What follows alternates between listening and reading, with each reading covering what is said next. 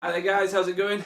Bailey here, aka Redrum Retro on Instagram and now Redrum Retro on YouTube. So yeah, thank you guys for showing the love and support on the first video. To everybody who's messaged me, to everybody who's watched the video, liked the video, subscribed to the channel, it means the world to me.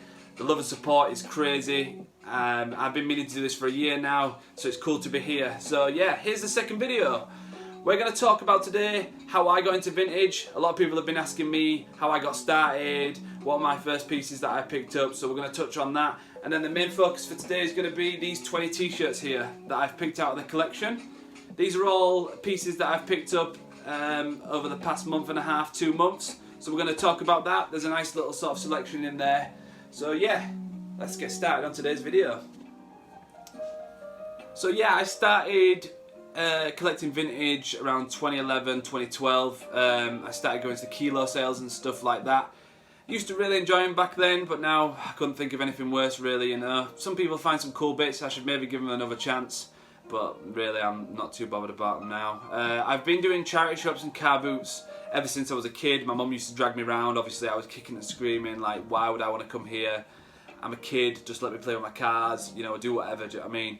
But thinking back to it now, I picked up some absolutely crazy stuff. One being a WWF drawstring bag, and I remember it being full to the brim with old wrestling tees. I shared a couple of them out with my brothers, and I had a 2XL Stone Cold Steve Austin tee. I wish I still had it now because it would fit me perfect, you know. So yeah, that was pretty cool. Goes quite far back, obviously, you know, me going to car boots and stuff like that. But started collecting heavy 2011, 2012. The first shirt that I picked up was this one here.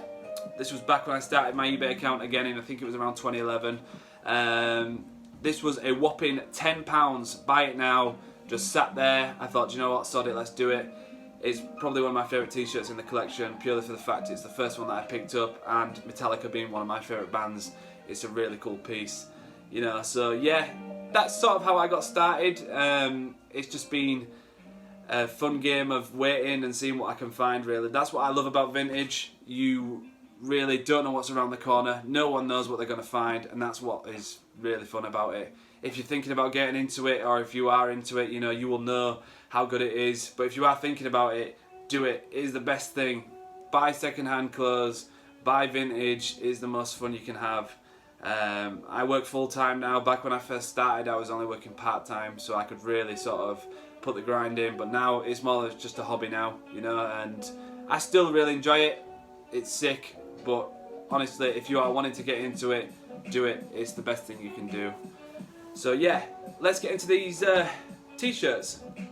So, the first one, Grateful Dead 1994 liquid blue. A lot of things in the market at the moment, you know, sort of people selling repros of these. You know, the vintage ones, you can tell straight off the bat, nice heavy material, you know, the nice OG tag. They're the best ones. You can't really beat the OG liquid blues. This one's a really cool one. Everybody remembers this track, Crazy Town Butterfly. Absolute tune. One of my favourites from being a kid. I just wish this back print was the front print. I think it's sick. It's got a real sort of rap tee vibe to it. Really cool. This one's pretty sick. I've had a lot of messages about this. The Mummy Universal Horror Nights 1999. Really, really cool tees. I see these a lot over in the US. I really like, I think it's like the 92, 93 Crypt Keeper ones. They're insane. But that one was really cool. I found that quite hard shirts to find over here in the UK. I think I've maybe seen 2 or 3. The first 2 I think were like smalls and mediums, which is a shame. Obviously, you know, they won't fit me, but it's a pretty cool one. Vietnam War Vets tee. I just think it's such a sick tee, you know. I like collecting stuff like that, stuff that's not really relevant here in the UK, you know, but it means a lot in history, and that's a pretty cool tee, you know, so. Stiff Little Fingers, 1994. Stiff Little Fingers were an old punk band from like the 70s, 80s. They were massive, inflammable materials. One of my personal favourite albums of theirs. That was a sick tee. It's been on eBay for a long time, all over print. I think it's pretty cool, so that's why I grabbed it. Really digging out tees at the moment. This is 1991 single stitch. Obviously, we see a lot of the Escher tees, long sleeves, all over prints, a lot of Keith Haring stuff. So it's cool to be able to find art tees. World of Warcraft 3, 2002, love the back print on that one. This one's really, really sick. 1992 Skid Row. Skid Row were one of the bands that my dad showed me back in the day. If you're into sort of hair metal stuff, they're such a good band. Real nice weathered, nice distressing. It's got paint on it, that one, it's pretty cool. Don't usually pick these ones up. Growing up in a market town, this was all I used to see. But yeah, this is just one of those double-sided 2-pack tees on an old Rio's tag. Made in Thailand, designed in the US. I like this one because it's a little less cartoony than the usual ones. This one looks like an actual photo of him as opposed to someone who's just put something through like Photoshop or something like that and made it really cartoony. So that one's pretty cool. Probably going to let go of that one though, it doesn't fit how I want it, and you know, I prefer the original bootleg style ones. This one's sick, shout out to Declan. Work with Declan, real cool dude. He picked this up but he didn't like the fit of it. OG tag, still dead stock. 1990, 20th Century Fox. Really cool. Batman just reminds me of being a kid and listening to that soundtrack. Do the Batman, whatever the song was, I can't remember it off the top of my head, but another love of mine, boxing.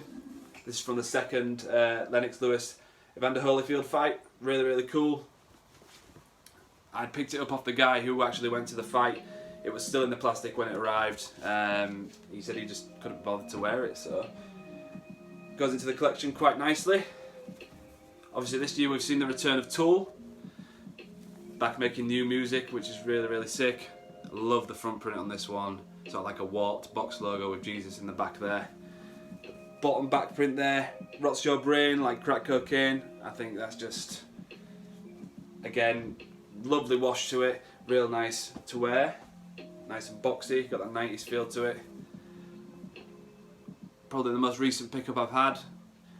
One of my favourite cult movies of all time, Henry, Portrait of a Serial Killer. I got this off the dude who released, he worked for the company who released the VHS back in 1991, and he got given this t-shirt, but it's quite a controversial movie, so I don't think he really wanted to wear it. He said he'd stored it away and he'd only pulled it out recently and sold it to me, which is really cool. Texas Chainsaw Massacre promo tee. So Blue Grape did this one, so Blue Grape did most of the typo negative stuff, as I said in the first video. We'll do a Blue Grape video soon. Another Blue Grape one here. Halloween, my favourite movie of all time. Nice wash to it. There we go. Not made in 1978, that's when the movie came out.